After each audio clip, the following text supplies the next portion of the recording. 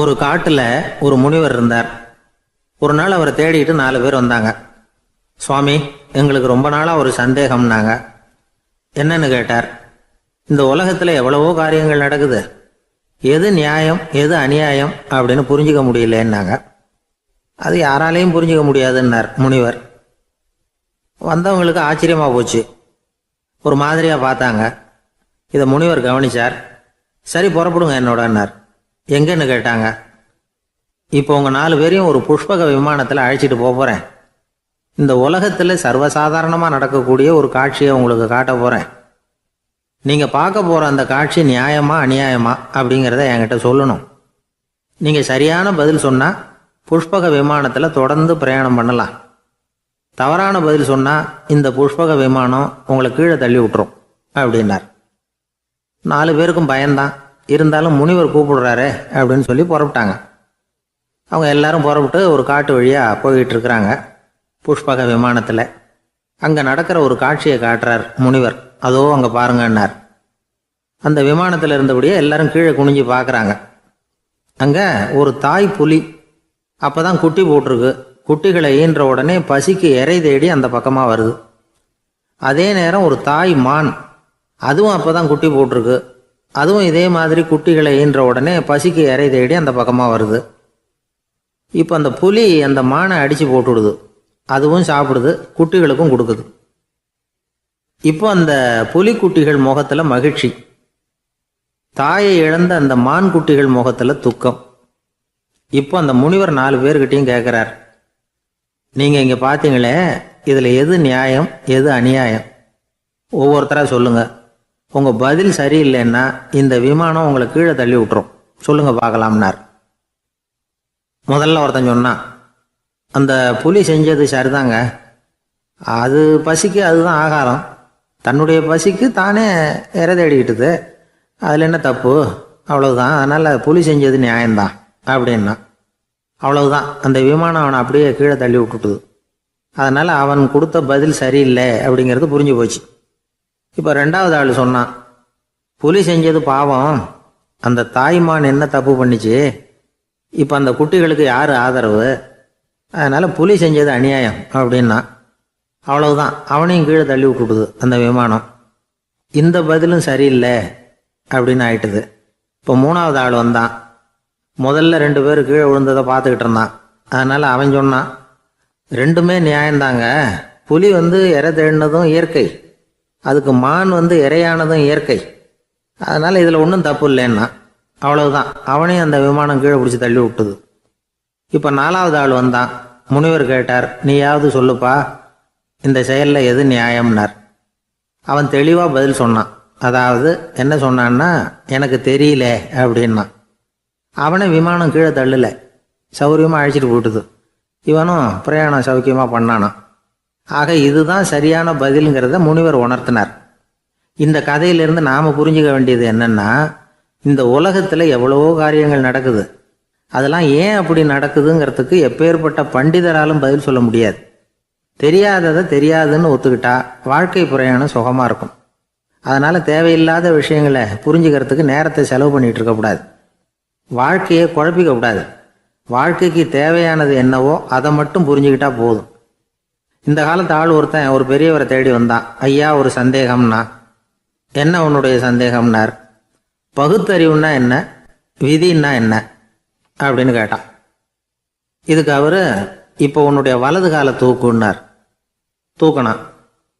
சரி, இப்போ உன்னுடைய வலது காலை கீழே இறக்காம உன்னுடைய இடது காலையும் தூக்குன்னார். தூக்கினான். பொத்துன்னு கீழே விழுந்துட்டான். பெரியவர் சொன்னார், உன்னால் ஒரு காலை தூக்க முடிஞ்சுது, அதுதான் பகுத்தறிவு. 2 கால்களையும் ஒரே சமயத்தில் தூக்குனா அடிபடும், அப்படிங்கிறது தான் விதி அப்படின்னு விளக்கம் கொடுத்தார். இவன் தன்னுடைய விதியை நொந்துக்கிட்டே இடுப்பை பிடிச்சிக்கிட்டு அங்கேருந்து நடந்து போயிட்டான். பக்தின்னு சொல்கிறோம் இல்லையா, அது 3 வகைப்படும் அப்படிங்கிறார் ஒரு பெரியவர். அது என்ன 3 வகைன்னா, தெய்வ பக்தி, அடியார்கள் பக்தி, குரு பக்தி. அடியார் பக்தியை விட தெய்வ பக்தியை விட குரு பக்தி தான் ரொம்பவும் சிறந்ததுங்கிறார் அவர். தெய்வத்துக்கிட்ட செஞ்ச பாவம் குருநாதர்கிட்ட தீர்ந்துருமா, குருநாதர்கிட்ட செஞ்ச பாவம் தெய்வத்துக்கிட்ட போனாலும் தீராதான். இப்படி பெரியவங்கெல்லாம் சொல்லி வச்சிருக்கிறாங்க.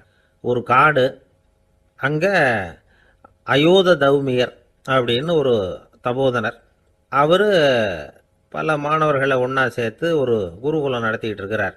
பல தரப்பட்டவங்க பல திறப்பட்டவங்க மாணவர்கள் அதில் சேர்ந்து படிச்சுக்கிட்டு இருக்கிறாங்க. பாஞ்சால ராஜகுமாரன் ஒருத்தனும் அந்த குருகுலத்தில் சேர்ந்து படிச்சுக்கிட்டு இருக்கிறான். அவன் பேர் ஆருணி. பெரிய இடத்து புள்ள, இருந்தாலும் படுப்பில் ரொம்ப கெட்டிக்காரனாக இருந்தான். அவன் தான் அங்கே முதல் மாணவன்.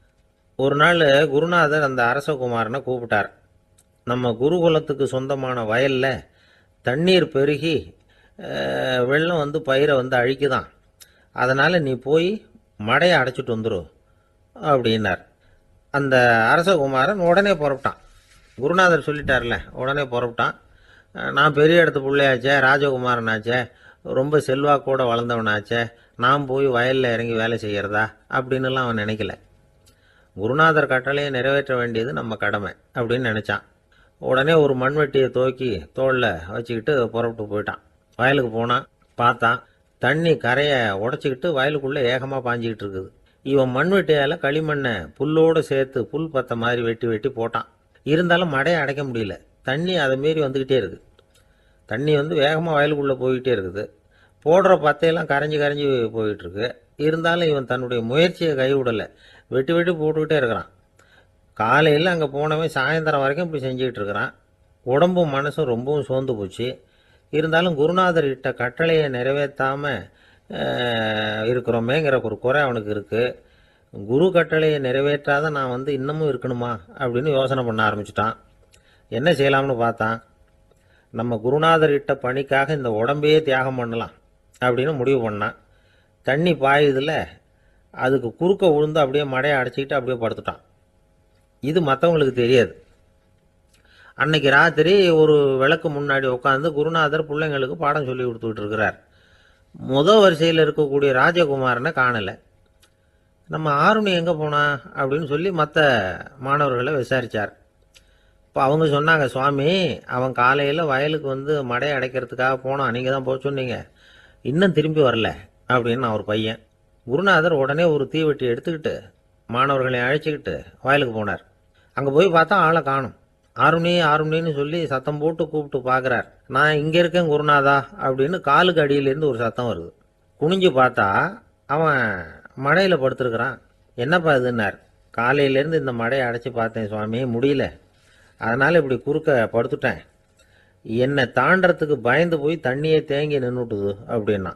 அவனுடைய குரு பக்தியையும் அவனை தாண்டறதுக்கு அஞ்சு நிற்கிற தண்ணி தேக்கத்தையும் பார்த்துட்டு எல்லாரும் ரொம்ப ஆச்சரியப்பட்டு போயிட்டாங்களாம். ஆருணி எழுந்திரிச்சு வா அப்படின்னு கூப்பிட்டாரான் குருநாதர். அவன் தண்ணீரை பொழந்துக்கிட்டு எழுந்திரிச்சு வந்தானான். அதனால் அவனுக்கு வந்து உத்தாலகன் அப்படின்னு ஒரு பேர். உத்தாலகன்னா தண்ணீரை பிளந்தவன் அர்த்தம். அந்த உத்தாலகன் மாதிரி இந்த காலத்து மாணவர்களுக்கும் குரு பக்தி வேணும் அப்படின்னு சொன்னோம் ஒரு பள்ளிக்கூடத்தில். உடனே நிறைய மாணவர்கள் எழுந்திரிச்சு நின்னாங்க. சார், நீங்கள் எங்களை வந்து இன்னமும் சரியாக புரிஞ்சுக்கலன்னு நினைக்கிறோம். அன்னைக்காவது ஒருத்தன் அப்படி இருந்தான், இன்னைக்கு ஏகப்பட்ட உத்தாலகர்கள் இருக்கிறோம். எங்கள் வாத்தியார் கட்டளை இட்டா இப்போவே அது மாதிரி வயலுக்கு போய் மடையில் குறுக்கப்படுத்துக்கிறதுக்கு இந்த வகுப்பில் உள்ள அத்தனை பேரும் தயாராக இருக்கிறோம் அப்படின்னாங்க. அப்படியா அப்படின்னு சொல்லி கேட்டோம் ரொம்ப சந்தோஷமாக. ஒருத்தன் ரொம்ப அடக்கமாக எழுந்திரிச்சான். அப்புறம் சொன்னான், ஆமாம் சார், வகுப்பில் வந்து இவர் நடத்துகிற பாடத்தை கேட்டுக்கிட்டு இருக்கிறத விட பேசாமல் போய் மடையில் படுத்துடுறது ஒன்றும் கஷ்டமான காரியமாக இருக்காது, அதனால தான் எல்லாரும் அங்கே போகிறேன்னு சொல்கிறோம் அப்படிங்கிறான். ஒரு ஊரில் ஒரு ராஜா இருந்தார். அந்த ராஜாவுக்கு ஒரு மந்திரி.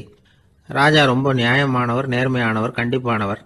தப்பு செய்கிறது யாராக இருந்தாலும் தண்டனை கொடுப்பார். வேண்டியவங்களுக்கு ஒரு நியாயம், வேண்டாதவங்களுக்கு ஒரு நியாயங்கிறதெல்லாம் அவர்கிட்ட கிடையாது. ஒரு சமயம் அரசவையில் அந்த அமைச்சரே வந்து விதிமுறைகளுக்கு புறம்பா ஏதோ நடந்துகிட்டு இருக்கார். மன்னருக்கு கோபம் வந்துட்டுது. உடனே அந்த அமைச்சரை கிட்டத்தில் கூப்பிட்டு அவர் கன்னத்தில் ஓங்கி ஒரு அறை கொடுத்துட்டாராம். உடனே அந்த அமைச்சர் என்ன பண்ணார் தெரியுமா, நேராக போனார். அங்கே நின்றுக்கிட்டு இருந்த இன்னொருத்தர் கன்னத்தில் ஓங்கி அரைஞ்சார். அறை வாங்கினவர் திகைச்சு போயிட்டார். இவர் ஏன் நம்மளை வந்து அரைகிறார் அப்படின்னு யோசனை பண்ணார். மன்னரும் திகைச்சு போயிட்டார். நாம இவரை அரைஞ்சா அதுக்காக இவர் போய் இன்னொருத்தரை அரையணுமா அப்படின்னு யோசனை பண்ணார். அவர் இவருக்கு என்ன பைத்தியமானு கூட நினைக்க ஆரம்பிச்சுட்டார். ஆனால் என்ன ஆச்சுன்னா, அப்புறம் அமைச்சர் அவர் கவனிச்சுக்கிட்டு இருந்தாரா, அவர் இன்னொருத்தரை அரைஞ்சார் இல்லையா, அந்த அறை வாங்கின ஆசாமியை பார்த்து கத்திக்கிட்டு இருந்தார். யார்? அமைச்சர். ஏன்பா என்கிட்ட அறையை வாங்கிக்கிட்டு இப்படி விவரம் இல்லாமல் நின்றுட்டு இருக்கிறிய, நான் உனக்கு கொடுத்ததை நீ வேற யாருக்கிட்டையாவது கொடுத்துரு அப்படின்னார். உடனே அந்த ஆள் பார்த்தான்.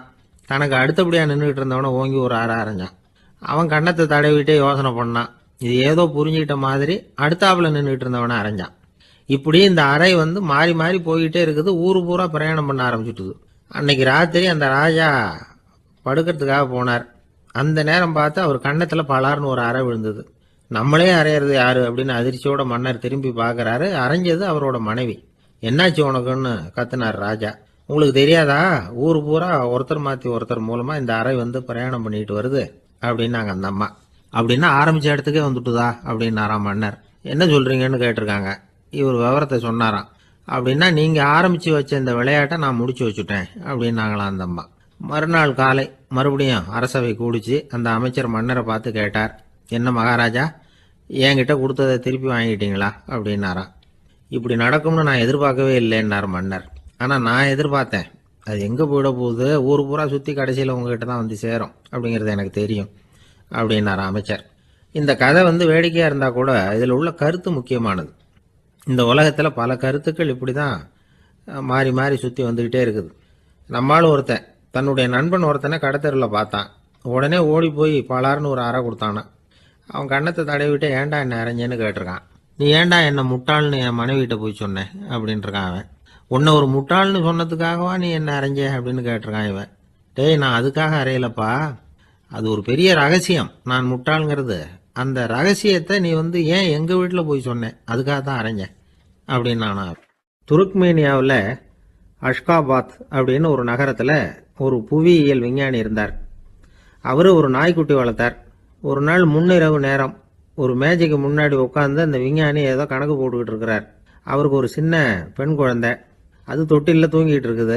அந்த நாய்க்குட்டியும் ஒரு மூலையில் படுத்து அது பாட்டுக்கு தூங்கிட்டு இருந்தது. ஒரே அமைதி. அந்த நேரத்தில் திடீர்னு அந்த நாய்க்குட்டி துள்ளி எழுந்திரிச்சது. நேராக குழந்தைகிட்ட ஓடிச்சு. அந்த குழந்தைய அது போட்டிருந்த ட்ரெஸ்ஸோடு சேர்த்து கவ்வி தூக்குச்சு.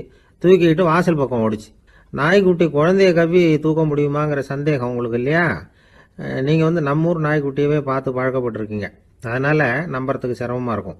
அந்த ஊர்ல எல்லாம் அது ரொம்ப ஸ்ட்ராங்காக இருக்கும். ஒரு ஏதோ கண்ணுக்குட்டி மாதிரி இருக்கும். விஞ்ஞானி அதை பார்த்துட்டார். உடனே அந்த நாய்க்கு வெறி பிடிச்சிட்டுதுன்னு முடிவு பண்ணிட்டு தன்னோட கை துப்பாக்கி எடுத்துக்கிட்டு ஓடி வந்தார். அவர் வெளியில் நாய்க்குட்டி எங்கே அப்படின்னு பார்த்து தேடுறார். அந்த நேரத்தில் அந்த வீடு இடிஞ்சு விழுது. காரணம் பூமி அதிர்ச்சி. இப்படி பூமி அதிர்ச்சி உண்டாக போகுதுங்கிறது அந்த நாய்க்குட்டிக்கு முன்னாடியே தெரிஞ்சு போச்சு. அதுதான் குழந்தைய தூக்கிட்டு வெளியில் ஓடி வந்திருக்குது. அது மூலமாக அந்த குடும்பத்தையே காப்பாற்றி இருக்குது அந்த நாய்க்குட்டி. இந்த சம்பவம் நடக்கிறதுக்கு 3 நாளைக்கு முன்னாடியே சில பிராணிகளுக்கு இப்படி நடக்க போகுதுங்கிறது தெரிஞ்சிருக்குதான். ஆமாம், அந்த நகரத்தில் 3 நாளைக்கு முன்னாடியே பாம்பு, பல்லி இதெல்லாம் அது தங்கியிருந்த வலையை விட்டு வெளியில் ஓடி வந்துட்டுது. அதே மாதிரி அங்கே இருந்த புறாவெல்லாம் பறந்து போயிடுச்சான். இதே மாதிரி யுகோஸ்லோவியாவில் கூட ஒரு நகரம், அங்கே ஒரு நாள் ராத்திரி ஒரு மிருக காட்சி சாலையில் திடீர்னு ஒரு பெரிய கலவரம், கூச்சல், குழப்பம். அங்கே இருந்த கழுதை, புலி, யானை, பறவை எல்லாம் கண்ணாபின்னான்னு கத்த ஆரம்பிச்சுட்டுது. நீர் யானை அதுக்குன்னு போடப்பட்டிருந்த தடுப்பையே தாண்டி குதிச்சு வெளியில் வந்துட்டு தான். மறுநாள் தான் எல்லாருக்கும் விஷயம் புரிஞ்சுது. அடுத்த நாள் காலையில் அங்கே பூமி அதிர்ச்சி உண்டாயிட்டுது. இப்போ பாருங்க, அதாவது மனுஷனை போய் தீர்க்க தரிசி அது இதுன்னு சொல்லிட்டு இருக்கிறோம்.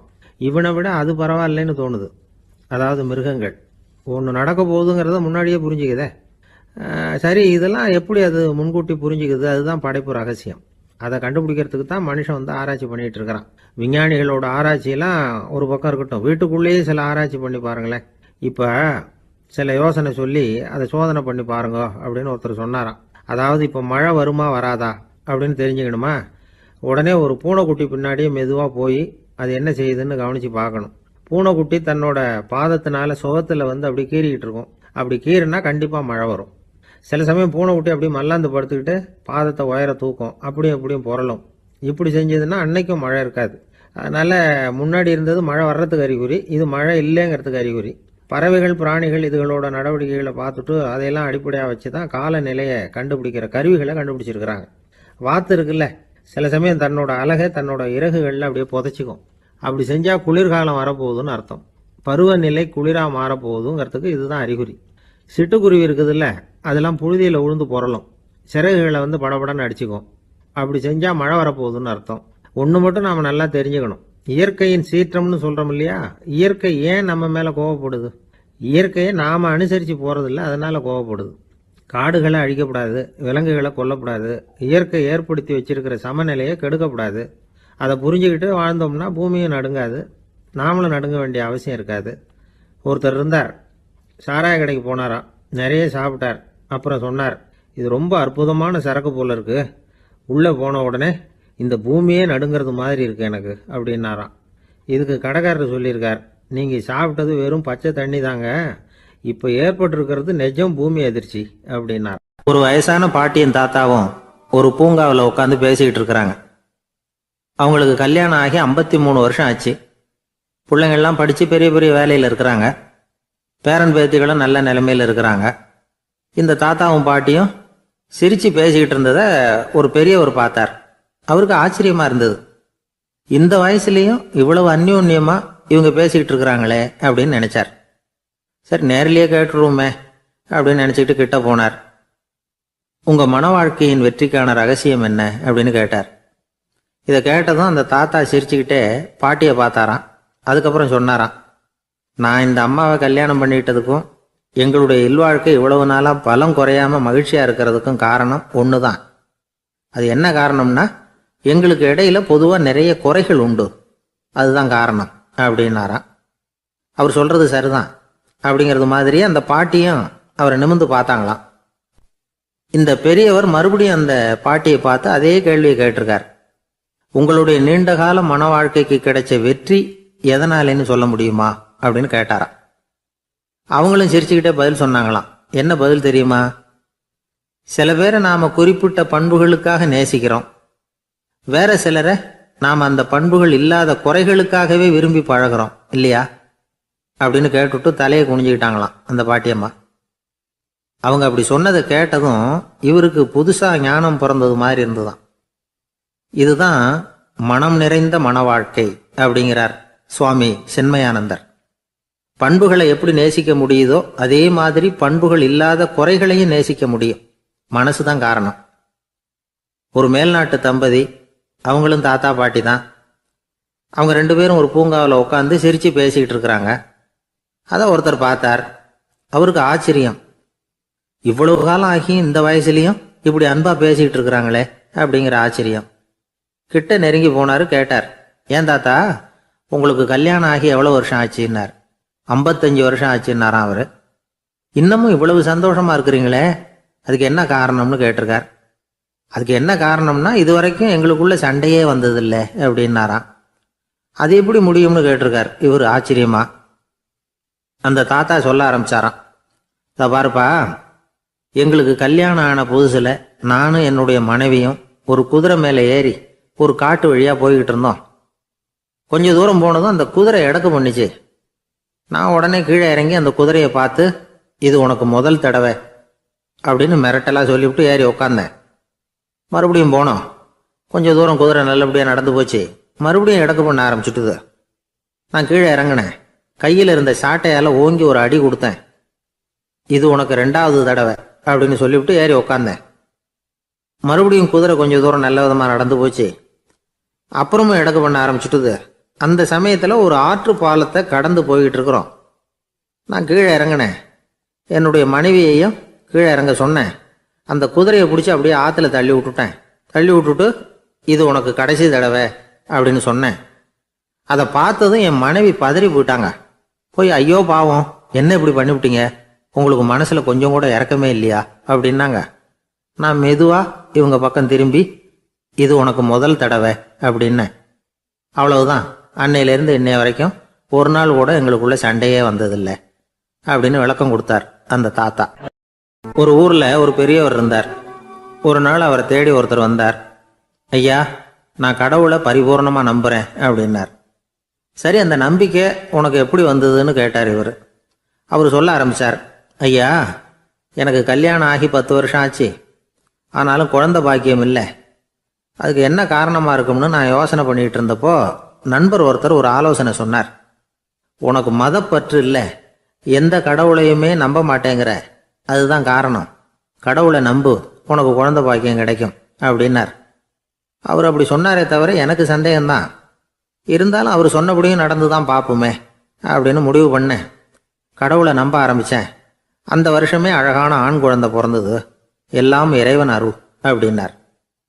இவர் இப்படி சொன்னதை கேட்டதும் அந்த பெரியவர் சொன்னார், நீ சொல்றதெல்லாம் சரிதான், இருந்தாலும் இந்த காலத்தில் எந்த ஒரு காரியமாக இருந்தாலும் அதை சோதனை செஞ்சு பார்த்துட்டு தான் ஒரு முடிவுக்கு வந்து சேர முடியும். அறிவுபூர்வமான முடிவு அதுவாக தான் இருக்கும். அறிவியல் சோதனைகள் அப்படித்தான். ஒரு குறிப்பிட்ட விஷயத்தை பற்றி எத்தனை தடவை சோதனை பண்ணாலும் ஒரே முடிவு தான் கிடைக்கணும், அதுதான் சரியாக இருக்கும். அதனால் இப்போ மறுபடியும் ஒரு சோதனைன்னார். என்ன செய்யணும் அப்படின்னு கேட்டார் இவர். கடவுள்கிட்ட ஒரு பெண் குழந்தை வேணும்னு கேளு. முதல்ல ஆண் குழந்தையை கொடுத்தது மாதிரியே இப்போ ஒரு பெண் குழந்தையையும் கொடுக்குறாரா பார்க்கலாம் அப்படின்னார். சரின்னு சொல்லி இவர் அதே மாதிரி முயற்சி பண்ணினார். அதுக்கப்புறம் அவர் இந்த பெரியவர்கிட்ட வரவே இல்லை. கொஞ்ச காலம் கழித்து இவரே அவரை தேடிக்கிட்டு போய் கதவை தட்டினார். அவர் கதவை திறந்தார். என்ன ஆச்சு, கடவுள் கண் திறந்தாரா அப்படின்னு கேட்டார். அவர், அந்த சமாச்சாரம்லாம் நமக்கு வேணாம் சார், முதல் தடவை அது ஏதோ தற்செயலாக ஏற்பட்ட ஒரு சாதகம். இப்போ நீங்கள் 2வது தடவை சொன்ன பிறகு தினமும் கடவுளை வேண்டிக்கிட்டு தான் இருக்கிறேன், ஒன்றும் நடக்கலை அப்படின்னார் ரொம்ப விரக்தியாக.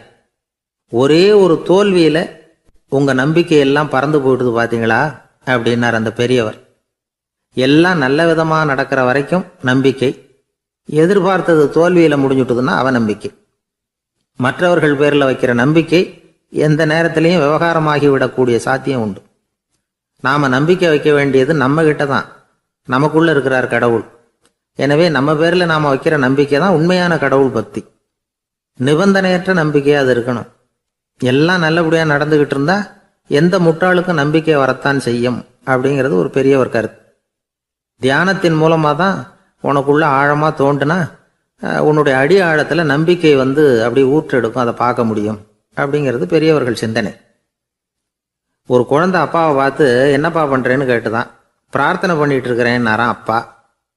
பிரார்த்தனை பண்ணுனா என்ன கிடைக்கும் அப்படின்னு கேட்டுதான் குழந்தை. எல்லாம் கிடைக்கும் அப்படின்னாரான் அப்பா. நீ வச்சிருக்கிறிய பேனா அது கூட கிடைக்குமான்னு கேட்டுதான் குழந்தை. கிடைக்குமேன்னு இருக்கார். அப்படின்னா அந்த பேனாவை என்கிட்ட கொடுத்துரு, நீ பிரார்த்தனை பண்ணி வேற பேனா வாங்கிக்கோ அப்படின்னு தான் அந்த குழந்தை. ஒரு ஆள் வேகமாக நடந்து போய்கிட்டு இருந்தான். அவன் வேகமாக நடக்கிறதுக்கு காரணம் வெயில் காலம், காலில் செருப்பு இல்லை, மணல் பாதை, அதுதான் வேகம்.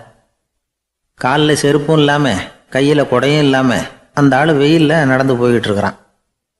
அந்த சமயத்தில் இன்னொருத்தன் குதிரை மேலே ஏறி அந்த வழியாக வந்துக்கிட்டு இருக்கிறான். அவன் காலில் செருப்பும் இருந்தது, கையில் குடையும் இருந்தது.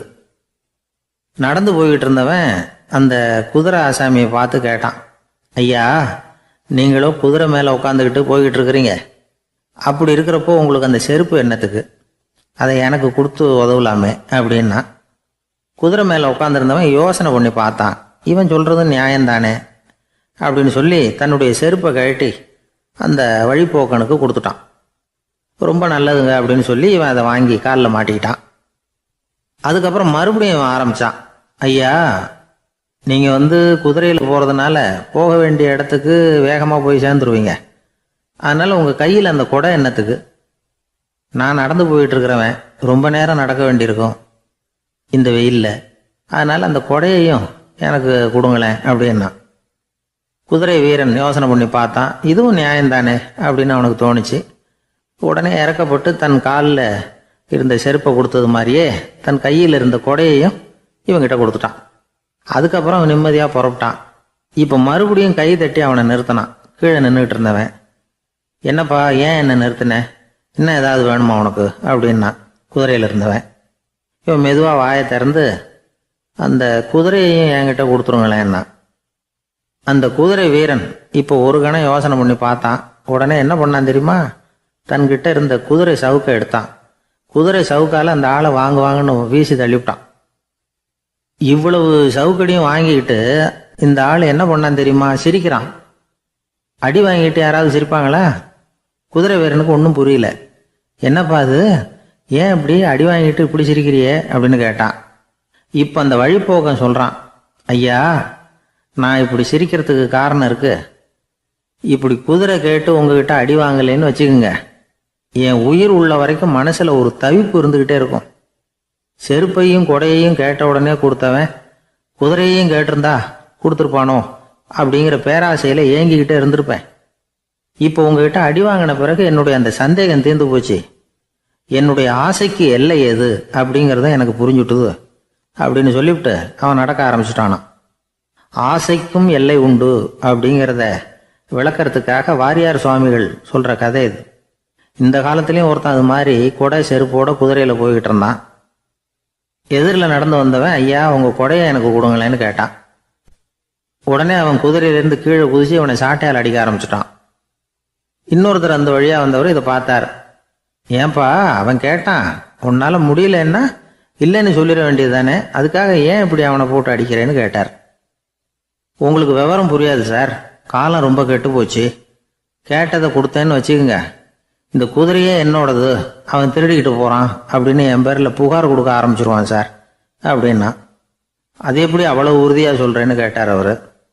ஏற்கனவே அது மாதிரி ஒருத்தன் பேரில் புகார் கொடுத்துட்டு தான் இந்த குதிரையை நான் தள்ளிட்டு வந்துகிட்டு இருக்கிறேன் அப்படின்னார். ஒரு ஊர்ல ஒரு குரு இருந்தார், ஜென் குரு. அவரை தேடிட்டு ஒரு மன்னர் வந்தார். வந்தவர் ஜப்பான் மன்னர். தோட்டக்கலையை பத்தி தெரிஞ்சுட்டு போறதுக்காக அவர் வந்தார்.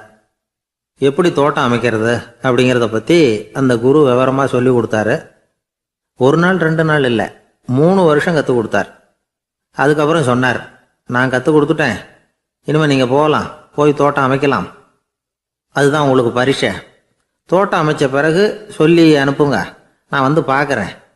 நீங்கள் இங்கே என்னவெல்லாம் கற்றுக்கிட்டீங்களோ அதையெல்லாம் அங்கே செயல்முறையில் செஞ்சு காட்டுங்க அப்படின்னு சொல்லி அனுப்பி வச்சார். மன்னர் போனார். அரண்மனைக்கு பக்கத்திலேயே ஒரு பெரிய தோட்டத்தை உண்டு பண்ணினார். அழகான மரங்களையும் செடிகளையும் உருவாக்கினார். கிட்டத்தட்ட 1000 தோட்டக்காரர்களை பயன்படுத்தி 3 வருஷங்கள் முயற்சி பண்ணி அந்த அழகான தோட்டத்தை உருவாக்கினார். குருகிட்ட இருந்து செய்தி வந்தது, நாளைக்கு வந்து தோட்டத்தை பார்க்குறேன் அப்படின்னு. மன்னர் உடனே சுறுசுறுப்பாயிட்டார். முதல் நாளே தோட்டத்தை சுத்தப்படுத்தினார். ராத்திரி பூரா யாரும் தூங்கலை. எல்லாருக்கும் தோட்டத்தை ஒழுங்குபடுத்துகிற வேலை. அது அந்தந்த இடத்துல ஒழுங்காக இருக்குதா அப்படின்னு சரி பார்த்தாங்க. ஒரு தவறும் இல்லாத வகையில் அதை ஒழுங்குபடுத்தினாங்க. மறுநாள் குரு வந்தார், தோட்டத்தை பார்த்தார். அவருக்கு கோபம் வந்துட்டுது. மன்னருக்கு ஆச்சரியம், எப்பவும் சிரிச்சுக்கிட்டே இருக்கிறவர் இப்போ இப்படி இருக்கிறாரே அப்படின்னு. மெதுவாக குரு கிட்ட போய், எல்லாம் சரியாக தானே இருக்குது அப்படின்னார். எல்லாம் சரிதான், ஆனாலும் எங்கே அந்த பொன்னிற காற்று அப்படின்னார். உதிர்ந்த இலைகள், பொன் மஞ்சள் நிற இலைகள் காற்றில் அப்படி புரண்டு ஓடுவதை நான் பார்க்க முடியவில்லையே அப்படின்னாராம். அது இல்லாமல் இந்த தோட்டம் உயிரோட்டம் உள்ளதாக இருக்காது, இதில் பாடல் இல்லை, ஆடல் இல்லை, அதெல்லாம் இல்லாமல் இந்த தோட்டம் ரொம்பவும் செயற்கையாக தெரியுதேன்னாராம். மன்னர் இப்போதான் யோசனை பண்ணார். கீழே கிடந்த காஞ்சி போன இலைகள் மட்டும் இல்லை, மரத்தில் இருந்த காஞ்சி போன இலைகளையும் அப்புறப்படுத்தி சுத்தமாக வச்சிருக்கிறார். இறப்பும் வாழ்க்கையினுடைய ஒரு பகுதி தான். மரணம்ங்கிறது வாழ்க்கைக்கு எதிரானது அல்ல, அதை நிரப்பும் ஒரு பகுதி தான் அது. மரணம் இல்லையில் வாழ்க்கையே இல்லை அப்படிங்கிறது பெரியவங்க கருத்து. இப்போ அந்த தோட்டம் அழகாக தான் இருக்குது, இருந்தாலும் அது ஒரு ஓவியம் மாதிரி உயிர் இல்லாமல் இருக்கு. குரு ஒரு வாளியை கையில் எடுத்துக்கிட்டார். தோட்டத்தை விட்டு வெளியில போனார். ஏற்கனவே வீசி எறிந்த அந்த சருகுகளை எல்லாம் அள்ளி கொண்டுகிட்டு வந்தார். உள்ள எல்லா இடங்கள்லையும் அதை வீசினார். உடனே காத்து அந்த காய்ந்த சருகுகளையும் பழுத்த இலைகளையும் அசைக்க ஆரம்பிச்சுட்டுது. இப்போ அங்கே சலசல சத்தம், சங்கீதம், இலைகளின் நடனம், ஓவியம் மாதிரி இருந்த அந்த தோட்டத்துக்கு இப்போ உயிர் வந்துட்டுது. இதுதான் அந்த பொன்னான காற்று அப்படின்னாராம் குரு. மன்னருக்கு புரிஞ்சுது. மிகப்பெரிய ஜென் கேள்வி ஒன்று உண்டு. உம்மான் அப்படிங்கிற ஒரு பெரிய குருவை பார்த்து துறவி ஒருத்தர் கேட்டாராம், இலைகள் எல்லாம் கீழே விழுந்து மரங்கள் மொட்டையாக இருக்கும் பொழுது என்ன நடக்கும்? இதுதான் கேள்வி. இதுக்கு உம்மான் சொன்ன பதில் பொன்னான காற்று, தி கோல்டன் விண்ட் அப்படின்னாராம். இதுக்கு என்ன விளக்கம்னா, உன்னுடைய எண்ணங்கள் எல்லாம் உன்னுடைய மனசிலிருந்து கீழே விழுந்து உனது உள்ளுணர்வானது மொட்டையாக நிற்கும் நிலைதான் அது. உனது வேர்களின் அருகில் காற்று வீசுகிறது. எல்லா எண்ணங்களும் உன்னிலிருந்து வெகு தூரத்துக்கு புரண்டு கொண்டே சென்று விடுகிறது. நீ அவற்றை கடந்து விட்டால் நீ அவைகளுக்கெல்லாம் மேலெழுந்து கீழே பார்ப்பவனைப் போல நிற்க ஆரம்பித்து விடுவாய். அதுதான் தியானம் என்பது அப்படின்னு சொல்றாங்க. தியானம்ங்கிறது எண்ணத்துக்கு எதிரானது இல்லை. தியானம்ங்கிறது எண்ணங்களை கடந்து செல்வதுதான். அதுக்கப்புறம் நாம பொன்னிற காற்றுல ஆட ஆரம்பிச்சிருவோம். இதுதான் பெரியவர்கள் சொல்றது. என்கிட்ட ஒருத்தர் தோட்டம் அமைக்கணும்னு யோசனை கேட்டு வந்தார். எல்லாம் சொல்லி கொடுத்தேன். செடிகள்லாம் செழிப்பாக வளரணும்னா வேர் காயாமல் பார்த்துக்குங்க, தினமும் தண்ணி விடுங்க அப்படின்னு சொல்லி அனுப்பி வச்சேன். 1 மாதம் கழிச்சு ஒரு தோட்டத்தை பார்க்கறதுக்காக போனேன். போய் பார்த்தா எல்லா செடியும் வாடி கிடக்குது. என்னங்க இப்படி பண்ணிவிட்டீங்கன்னு. நீங்கள் சொன்னபடி தான் செஞ்சேன்னார். என்ன செஞ்சீங்கன்னு கேட்டேன். வேறு காயாமல் பார்த்துக்க சொன்னீங்க. தினமும் ஒரு தடவை எல்லா செடியையும் ஒவ்வொன்றா பிடுங்கி பார்த்து வேறு காயாமல் இருக்கு